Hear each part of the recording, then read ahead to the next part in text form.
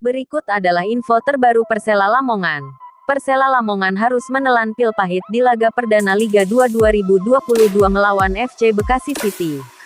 Sempat unggul 0-1, Persela justru kena comeback tim tuan rumah 2-1 di akhir laga. Laga FC Bekasi City vs Persela rampung digelar di Stadion Patriot Candrabaga, Bekasi, Senin tanggal 29 Agustus tahun 2022, malam WIB. Gol Persela diciptakan Zulham Zamrun pada babak pertama. Sementara FC Bekasi City berhasil memenangkan pertandingan berkat tandukan Hamka Hamzah pada menit ke-80 dan gol bunuh diri pemain Persela, Wahyudi pada menit injury time. Jalannya pertandingan, jual beli serangan diperlihatkan kedua tim sejak kick-off babak pertama dimulai. Terbukti, FC Bekasi City dan Persela mampu menciptakan peluang berbahaya sepanjang 45 menit pertama. Bahkan ada dua gol yang sempat dianulir oleh wasit. Satu dari Persela dan satu lainnya dari FC Bekasi City. Meski begitu, Persela tak patah semangat. Laskar Joko Tingkir berhasil unggul berkat gol Zulham Zamrun pada menit ke-37. Skor 0-1 bertahan hingga turun minum. Pada babak kedua, FC Bekasi dan Persela kembali terlibat pertarungan sengit di lini tengah. Tak jarang wasit meniup peluit untuk menghentikan pertandingan akibat pelanggaran yang terjadi. Pada menit ke-47, Hamka Hamzah membuat pelanggaran di dekat kotak penalti. Sayang eksekusi tendangan bebas Zulham Zamrun masih membentur pagar betis pemain FC Bekasi City.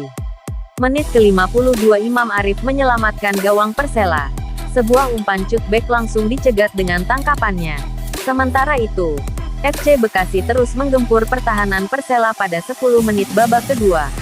Tak ingin terus ditekan, Persela juga coba menciptakan peluang. Ferizal melakukan syuting jarak jauh pada menit ke-55, namun berhasil ditangkap Yogi Triana. Penyelamatan gemilang juga dilakukan Imam Arif pada menit ke-56. Sementara itu kedua tim melakukan pergantian sejumlah pemain.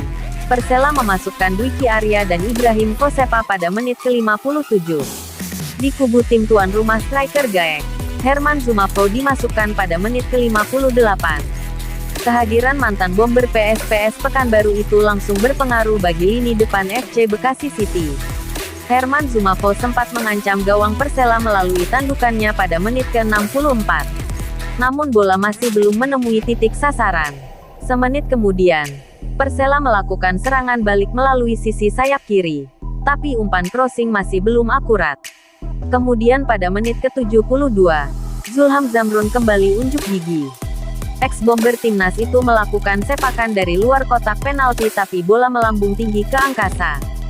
Sesaat kemudian, tepatnya pada menit ke-73, sepakan Herman Zumafo sempat menggetarkan jala gawang Persela. Namun lagi-lagi gol tersebut dianulir wasit, karena Zumafo dianggap telah melakukan handball. Tak mau putus asa, gol yang ditunggu-tunggu FC Bekasi City akhirnya hadir pada menit ke-80.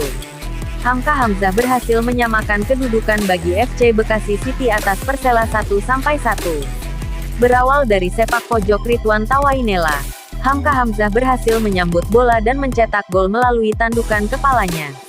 Pada ujung laga, Persela harus bermain dengan 10 pemain setelah Sandi Ferizal kena kartu kuning kedua dari wasit pada menit ke-89. Tak berhenti di situ, petaka bagi tim Laskar Joko Tingkir berlanjut. Persela justru tertinggal 2-1 dari FC Bekasi City akibat gol bunuh diri Wahyudi pada menit injury time. Skor 2-1 untuk kemenangan FC Bekasi City tak berubah hingga wasit meniup peluit akhir. FC Bekasi City menang 2-1 atas Persela.